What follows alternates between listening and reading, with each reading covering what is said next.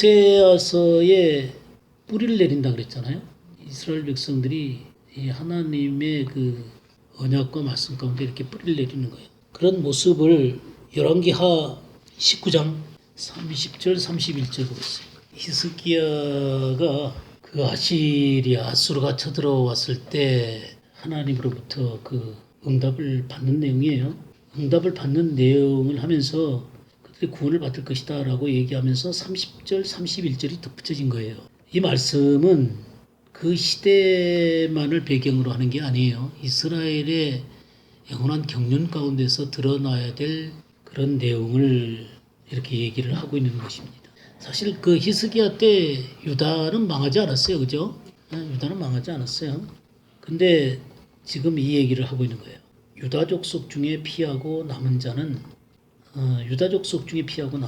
다시 아래로 뿌리를 내리고 위로 열매를 맺을지라. 그때 그 유다는 멸망하지 않았어요.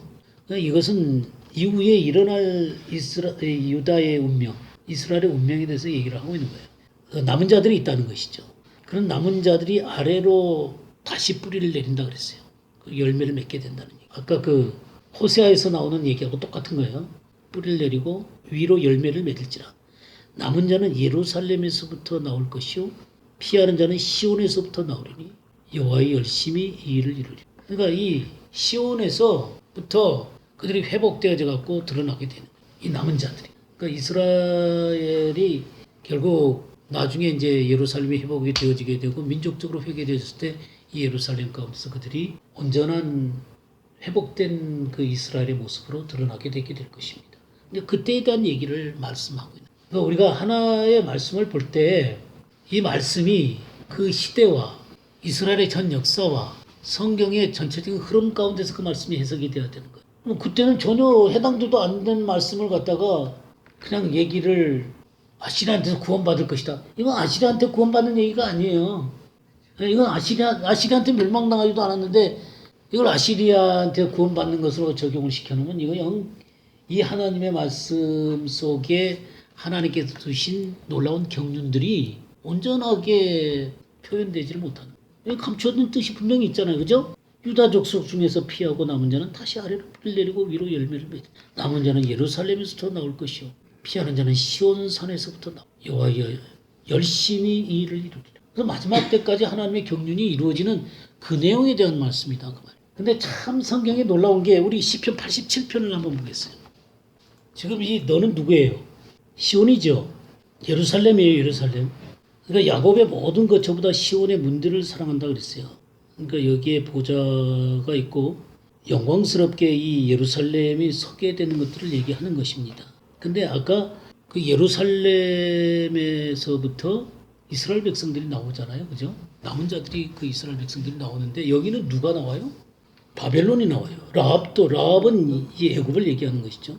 애굽과 바벨론이 나와요. 블레셋도 나오고 두로도 나오고 구스도 거기서 났다. 이 사람들은 누구예요? 이방인들이죠. 이방인들이 시온에서 난다는 거예요. 시온에 대해 말하기를 이 사람 저 사람이 거기서 났다고 말하리니 지존자가 친히 시온을 세우리라 하시도다. 그러니까 지존자가 시온을 세웠는데 이스라엘 백성들이 거기서 나오는 것은 당연한 얘기죠. 근데 지금 누가 나와요? 블레셋이 나오고 바벨론이 나오고 두로도 나오고 그다음에 이집트도 나오고 뭔 얘기를 말씀하고 있나요? 그러니까 하나님의 이 하나님의 나라는 이스라엘만 거기서 이렇게 나오는 게 아니에요. 이스라엘의 이 회복이라고 하는 것은 이스라엘의 회복만이 아니라 열방의 회복이기도 해요. 그래서 이 이스라엘과 이 이방인이 진정한 한 세 사람을 이루는 그런 놀라운 그림이 여기 나오는 거예요. 전혀 이 시편 87편 읽으면서 얼마나 놀랐는지 몰라요. 시편 87편 읽으면서 정말 너무너무 놀랍더라고요. 아니 어떻게 시온에서 이스라엘이 나온다 그러면 그냥 너무너무 잘 이해가 되죠. 근데 여기는 이집트가 나오고 바벨론이 나오고 뭐 블레셋이 나오고 두로가 나오고 구스가 나오고 그 구스까지 다 나온 이걸 보면서 내가 하나님의 마음을 정말 모르는 자구나. 하나님의 마음을 너무 모르는 자구나. 이스라엘만 자꾸 생각하지 이 열방을 향해서 하나님이 이 시온의 백성이 되게 하시는 것에 대한 이해를 가질 수가 없었어요. 너무 이스라엘을 사랑한 나머지. 그러니까 하나님 눈에는 다 똑같이 보이는 거예요. 물론 이스라엘 통해서 하나님이 경륜을 세우시고 언약을 세우시고 그들을 통해서 하나님의 역사를 이루어 가신 건 너무너무 당연한 것이지만 그러나 한 영혼을 볼 때는 이스라엘이나 이방인이나 하나님의 눈엔 똑같이 보인다 그 말이에요. 이 시편 87편을 보면서 그냥 제 개념 하나가 그냥 확 깨졌어요. 너무너무 놀랍더라고요. 놀랍죠? 예, 되게 그 여호와께서 민족들을 등록하실 때 그러니까 결국 이스라엘이 회복되는 것과 또 민족들이 전부 다 그 하나님 앞에 세시는 것 그것과도 일치할 수 있죠. 근데 우리가 딱 그 비율을 맞춰갖고 그러는 거 아니에요. 그러니까 그렇게 생각하지 마세요. 그러니까 그 이스라엘이 한 파트라면 이방인이 한 파트다라는 그런 의미로 해석을 하셔야지 그냥 이스라엘의 딱 그 숫자대로 그냥 열방을 그렇게 했다 이렇게 생각하시면 그게 조금 해석하기가 참 어려울 것 같아요. 근데 어찌됐든 간에 예수 그리스도를 믿고 하나님의 백성이 되어져서 하나님 앞에 남은 자들로 서서 이렇게 시온 백성이 되는 그런 모습들은 하나님 나라의 백성이 되는 것은 그 이스라엘과 이방인이 똑같은 모습으로 이렇게 드러나고 있다는 것이죠. 제가 이 성경 가운데 한 세 사람의 그림은 굉장히 많습니다. 제가 말씀한 거 기억나시죠? 이것도 그것 중에 하나예요. 너무 놀랍죠? 우리 시편 80편 한번 볼까요? 시편 80편 8절에서 19절까지 한번 보시겠습니다. 지금 이게 무슨 말이에요? 주께서 한 포도나무를 애굽에서 가져다가 민족들을 쫓아내고 그것을 심으셨다. 이게 뭔 말이에요? 출애굽해서 가나안에 세우셨다 이거죠? 그래갖고 뿌리를 내리게 하신 거예요. 뿌리가 깊이 박혀서 땅에 가득하며 그래가지고 그 하나님의 백향목까지 이렇게 막 성장을 했는데 주님께서 어떻게 해요? 담으로 흘러가지고는 모든 이들이 그것을 따게 하고 멧돼지들이 상의하며 들짐승들이 먹어버리는 이 짐승들이 먹어버리도록 했단 말이죠. 바벨론이라든가 아수리라든가 이런 자들이 와가지고 그리고 열방들이 와가지고 삼켜버린 거죠. 그러니까 여기서 뿌리가 내렸다 그랬는데 이 뿌리를 다 뽑아버린 거예요. 근데 주님은 이 그림은 일시적인 거예요. 일시적인 것. 그리고 이것이 지금 이 호세아서 14장에 다시 뿌리가 내린다는 얘기를 하죠. 아까 우리가 지금 뿌리를 내린다 이거 보고 있죠. 네, 다시 주님의 지혜일 때는 완전한 뿌리를 내리도록 하게. 그러니까 이 이스라엘의 회복 문제는 일시적으로 이들이 그 뿌리가 뽑힌 것처럼 보이지만 하나님은 완전하게 뽑은 거 아니죠. 하나님은 언약을 말소시키거나 취소시킨 거 아니죠. 네. 그러니까 지금 이거는 가나안 땅에 심은 거예요. 그러니까 이 처음에 그러나 이게 뽑히었단 말이죠. 상해를 받도록 하게 하셨어요. 이들이 범죄하게 함으로 말미암아. 그러나 이들이 민족적으로 회개하고 의로 돌아서게 될 때 예수 그리스도 앞으로 돌아오게 될 때 이들이 다시금 뿌리를 내리는 거죠.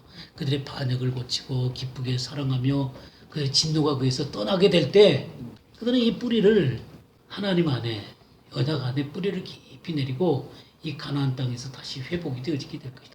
하나님의 이 언약이라고 하는 것은 완전하게 피해진 적이 없어요. 일시적으로 이 세상에 흩어지고 쫓겨나지만 하나님은 늘 그 조상들과 맺은 언약을 기억하는 거예요. 신명기 4장을 한번 볼까요? 30절, 31절 한번 보겠습니다. 이 모든 일에 내게 임하여 환난을 당하다가 이 세상에서 환난을 당했잖아요. 그죠?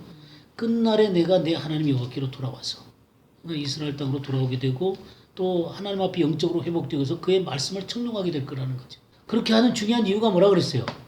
내 조상들에게 맹세하신 언약을 잊지 않았다는 거죠. 하나님은 이 언약을 잊으신 적이 없어요.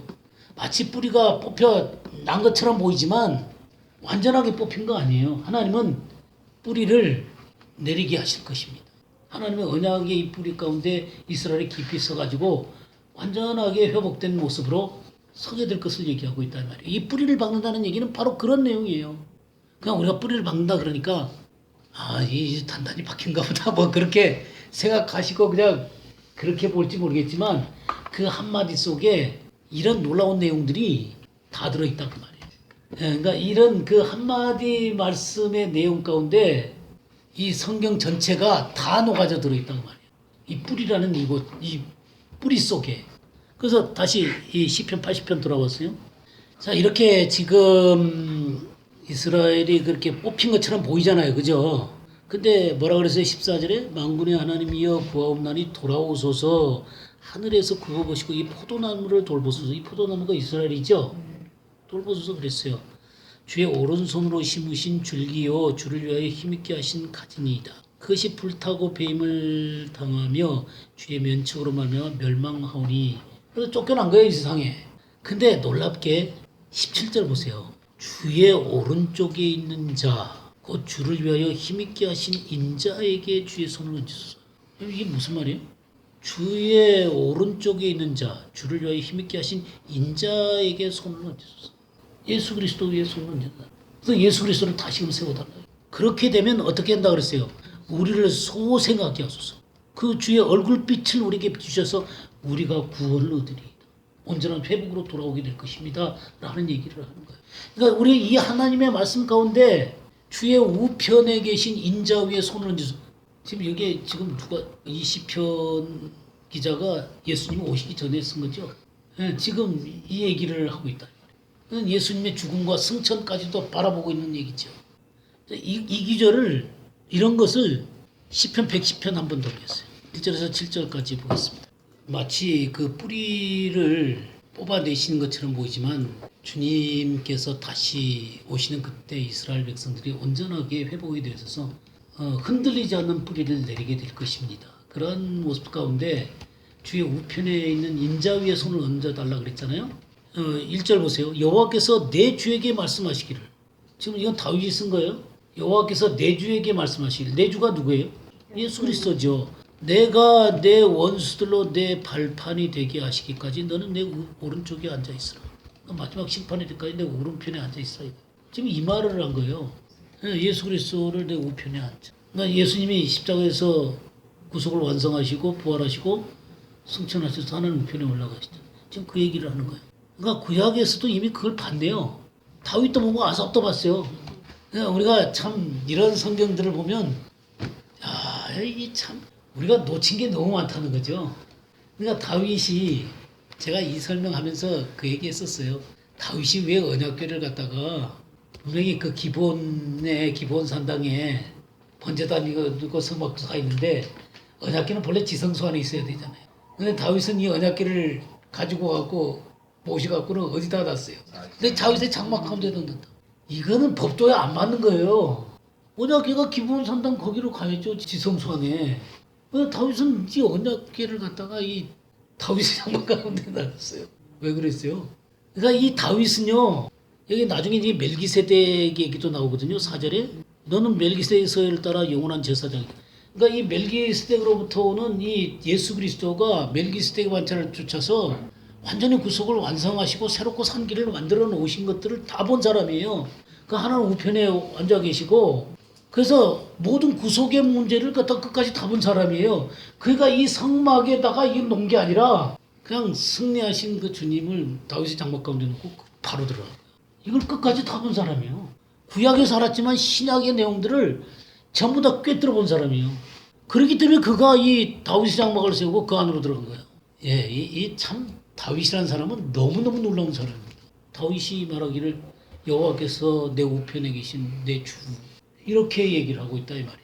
그래서 마침내 여호와께서 시온에서부터 주의 권능의 규를 내보내시리니 주는 원수들 중에 다스리소서. 그래서 이제 이 시온에서부터 주의 권능의 규를 내보내셨는데 이 권능의 규는 먼저 성령이 오셨어요. 성령이 오셔가지고 영혼들을 건져내는 거죠. 그래서 주의 권능의 날에 주의 백성이 거룩한 옷을 입고 즐거이 헌신하니 새벽 이슬 같은 주의 청년들이 죽게 나옵니다. 그래서 이 성령으로 말미암아 주의 백성들이 일어나는 거예요. 또 청년들도 일어나고 또 청년 집회에 맨날 이 기를 쓰잖아요. 그러나 이 내용은 이런 것을 바탕으로 해서 나오는 거예요. 그리고 또다시 이 문제는 뭐냐면 5절에 보세요. 주의 오른쪽에 계신 주께서 그의 노하시는 날에 왕들을 쳐서 깨뜨리실 것이라. 그러니까 단순하게 이 시온에서부터 주의 권능의 규를 내보내는 문제는 성령님만 내보내는 것이 아니라 심판의 주로서 예수 그리스도가 오실 것에 대한 얘기까지 하고 그래서 문나라를 심판하여 시체로 가득하게 하시고 여러 나라의 머리를 쳐서 깨뜨리신다 이 말이에요. 그리고 완전히 하나님 나라를 이루실 것에 대한 모습을 얘기하고 마침내 길가에 시냇물을 마심으로 그의 머리를 드신다. 이 얘기는 생명수강가에서 그의 머리를 드신다.